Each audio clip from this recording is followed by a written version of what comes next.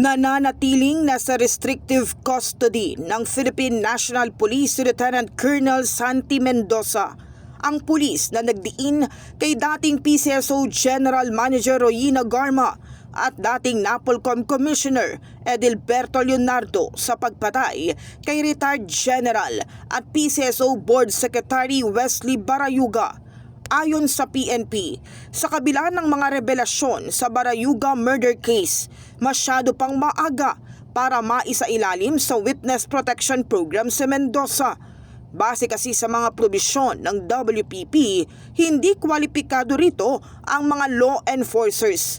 Subalit may partikular na probisyon ang kasalukuyang pinag-aaralan ng Department of Justice na maaaring magbigay daan para maging eligible si Mendoza sa programa.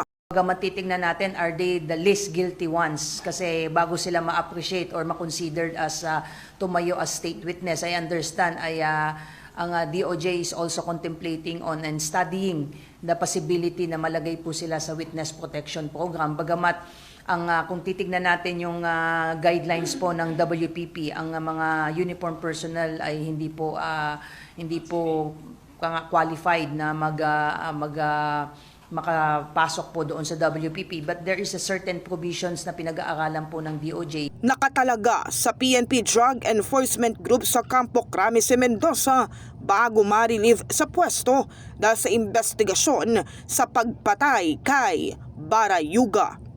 In the heart of changing lives, ito si Brigada Kath Austria ng 105.1 Brigada News FM Manila, The Music and News Authority.